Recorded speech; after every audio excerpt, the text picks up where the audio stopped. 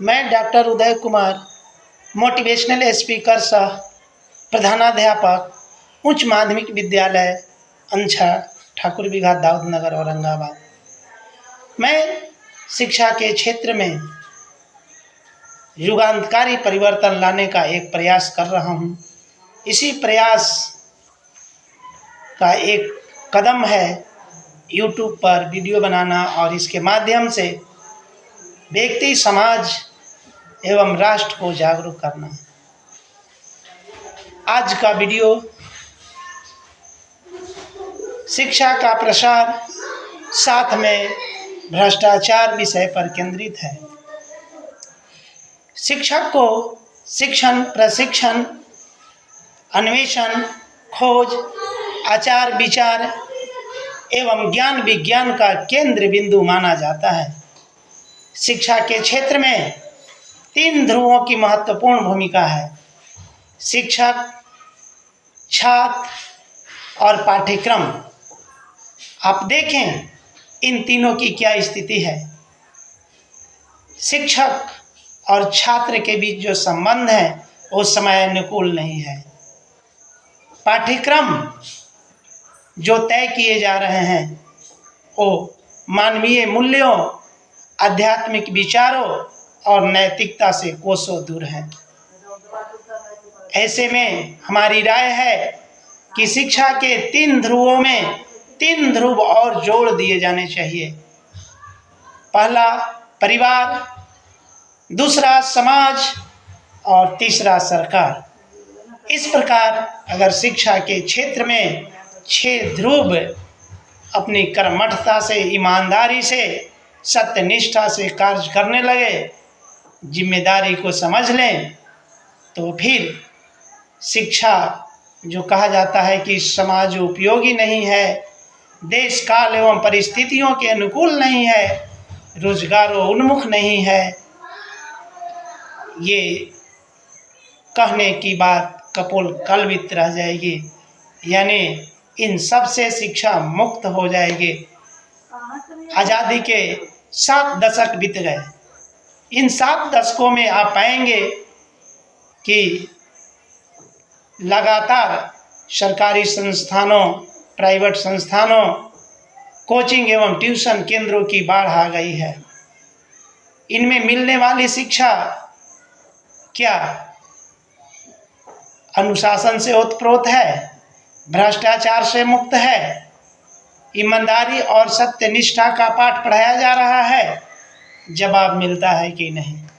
अगर ऐसा होता, अगर बच्चों को संस्कारों की शिक्षा दी जाती, अनुशासन की शिक्षा दी जाती, धन लोलुपता से मुक्त रहने की शिक्षा दी जाती, परिवारों के लिए उपयोगी बनने की शिक्षा दी जाती, समाजोनुकूल शिक्षा दी जाती, तो आज जो आए दिन हम सुनते हैं, समाचार पत्रों में देखते हैं, भ्रष्टाचार के खिस्से सरकारी संस्थानों हो या प्राइवेट संस्थान हो, इनके रवैये की बात सुनते हैं तो आश्चर्य होता है। तो इससे अगर शिक्षा को मुक्त करना है और शिक्षा को संस्कारों से युक्त करना है, तो ये 6 जो ध्रुव है शिक्षा के, छात्र, शिक्षक, पाठ्यक्रम, परिवार, समाज और सरकार, ये तीनों के बीच सामंजस्य स्थापित करना होगा। तीनों को अपनी जिम्मेदारी समझना होगा, तो निश्चित रूप से शिक्षा के क्षेत्र में जो दुर्दिन दिखाई दे रहे हैं वो दुर्दिन समाप्त हो जाएंगे। शिक्षा नीतियां बनाई जाती है। आप विचार कीजिए 1985 की शिक्षा नीति, जिसमें कहा गया देश का भविष्य विद्यालयों में, कक्षाओं में निर्मित हो रहा है। लेकिन कक्षाओं की स्थिति क्या है? हमसे, आपसे छुपा हुआ नहीं है। अगर कक्षाओं में देश का भविष्य निर्मित हो रहा है, तो फिर कक्षाओं की जो स्थिति होनी चाहिए, वो जो सरकारी दफ्तर हैं, जो सरकार के दफ्तर हैं, जो मंत्रियों के दफ्तर हैं, जो राष्ट्रपति भवन है, जो संसद है, उससे अच्छा होना चाहिए। अगर ऐसा हुआ तो निश्चित रूप से ये जो कहा जाता है कि छात्र देश के भविष्य हैं, वो देश के भविष्य होंगे। क्योंकि हम आप सब जानते हैं कि आज जो छात्र शिक्षा ले रहे हैं, यही छात्र कठिन प्रतियोगिता परीक्षाओं को पास कर कोई डॉक्टर बनेंगे, कोई इंजीनियर बनेंगे, कोई शिक्षक, कोई प्रोफेसर, कोई जिला शिक्षा पदाधिकारी, कोई जिला पदाधिकारी, तो कोई मुख्यमंत्री, तो कोई राष्ट्रपति, तो कोई प्रधानमंत्री बनेंगे।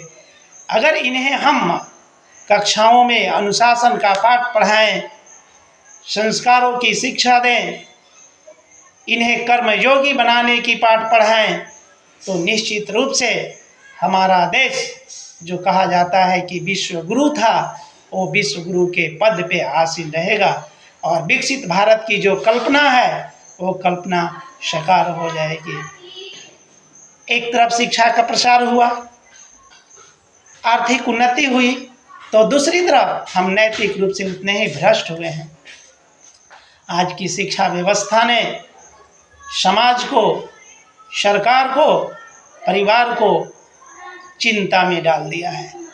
इन चिंता से मुक्ति का उपाय क्या है? मुक्ति का उपाय हम सबके हाथ में है, अर्थात परिवार के हाथ में है, समाज के हाथ में है, व्यक्ति के हाथ में है। हम अपने बच्चों को ट्यूशन केंद्रों में भेजकर निफिक्र हो जाते हैं, बड़े बड़े शिक्षण संस्थानों में भेजकर निफिक्र हो जाते हैं। नहीं, ऐसा नहीं होना है। आपको देखना है कि जिन ट्यूशन केंद्रों में हमारे बच्चे और बच्चियां जा रही है, वहाँ की शिक्षा व्यवस्था कैसी है, क्या उन्हें परिवार के अनुकूल, देश काल एवं परिस्थितियों के अनुकूल शिक्षा दी जा रही है। अगर ऐसा नहीं है तो आपको उन शिक्षण केंद्रों में पहुंचने की ज़रूरत है। देखिए, मैं बता रहा हूं, चाहे वो ट्यूशन केंद्र हो, प्राइवेट स्कूल हो या सरकारी स्कूल हो, सबको समाज का लघु रूप कहा जाता है। अगर समाज है तभी ये शिक्षण संस्थान है, तो फिर समाज का लघु रूप है, यानी समाज का एक अंग है। तो समाज हाथ पे हाथ धरे क्यों बैठी हुई है? समाज को चाहिए कि वहाँ जाकर देखे, दबाव बनाए कि आप जो शिक्षा दें वो देश काल एवं परिस्थितियों के अनुकूल हो, ताकि समाज में शांति, सद्भाव, अनुशासन और सुख कायम रहे। आज की शिक्षा व्यवस्था को चरितार्थ करती हुई ये पंक्तियाँ मैथिली शरण गुप्त, राष्ट्र कवि मैथिली शरण गुप्त की ये पंक्तियाँ काफ़ी हैं।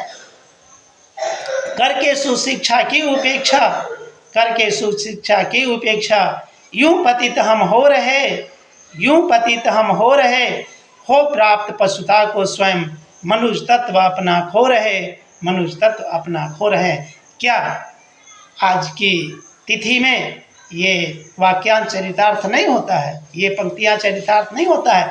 जवाब मिलता है कि होता है। हम मनुष्य तत्व यानी मानवीय मूल्यों को तो खो ही रहे हैं। अगर ऐसा नहीं होता तो समाज में टूटन, हिंसा का माहौल, भ्रष्टाचार, धन लोलुपता दिखाई नहीं देता। शिक्षा व्यवस्था में सुधार कैसे हो, इस प्रश्न को लेकर एक बार दिल्ली के मुख्यमंत्री अरविंद केजरीवाल एनसीईआरटी के पूर्व प्रेसिडेंट जगमोहन सिंह राजपूत से मिलने गए। इन्होंने पूछा कि सर, शिक्षा व्यवस्था में सुधार कैसे हो? तो जगमोहन सिंह राजपूत ने कहा कि अगर शिक्षा में सुधार चाहते हैं तो शिक्षक अगर पदाधिकारियों से मिलने जाएं तो पदाधिकारी खड़े होकर उनका स्वागत करें, उनकी समस्याओं को सुने, समाधान करें और उन्हें गेट तक छोड़ने जाएं। और ऐसा करने में कोई अतिशयोक्ति नहीं है, क्योंकि शिक्षक को राष्ट्र निर्माता कहा गया है, शिक्षक को भगवान कहा गया है। तो फिर अगर हम ऐसा करते हैं तो इसमें कौन सी बड़ी बात है? कोई अतिशयोक्ति नहीं है। तो फिर शिक्षा में सुधार संभव है। और एक बात और है कि छात्र को हमें आदर सत्कार के साथ देखना होगा, उनके मनोविज्ञान और दर्शन के अनुसार उन्हें शिक्षा देना होगा। हम सब ये जानते हैं कि छात्र राष्ट्र के भविष्य हैं और भविष्य निर्माण की प्रयोगशाला कक्षाएं हैं, तो कक्षाओं को तो सुदृढ़ किया जाना चाहिए ही। देखिए, शिक्षा व्यवस्था में सुधार से संबंधित एक आर्टिकल जगमोहन सिंह राजपूत का आया था, जिसमें उन्होंने कहा था, children needs parents love and time more than resources. अर्थात बच्चों को संसाधन से अधिक माता पिता के प्यार की जरूरत है, बट पेरेंट्स नॉट केयर। माता पिता ध्यान नहीं रखते हैं। आप हम सब देख रहे हैं, माता पिता बच्चों की परवरिश, लालन पालन, संसाधन सब जुटा रहे हैं, लेकिन उनके पास समय नहीं है बच्चों के साथ बैठने के लिए, उनके साथ प्रेम से बात करने के लिए। तो ऐसी स्थिति में शिक्षा के जो मूल आधार हैं, मूल स्तंभ हैं, परिवार, समाज, विद्यालय, शिक्षक और छात्र को कैसे बचाया जाए। अगर इसको हम आपने मिलकर बचा लिया तो फिर सर्वत्र शांति का माहौल होगा, शिक्षा रोजगारों उन्मुख हो जाएगी, शिक्षा समाजोन्मुखूल हो जाएगा और फिर हमारा राष्ट्र धन्य हो जाएगा। तो इन्हीं चंद शब्दों के साथ मैं अपने वाणी को विराम देता हूँ। धन्यवाद।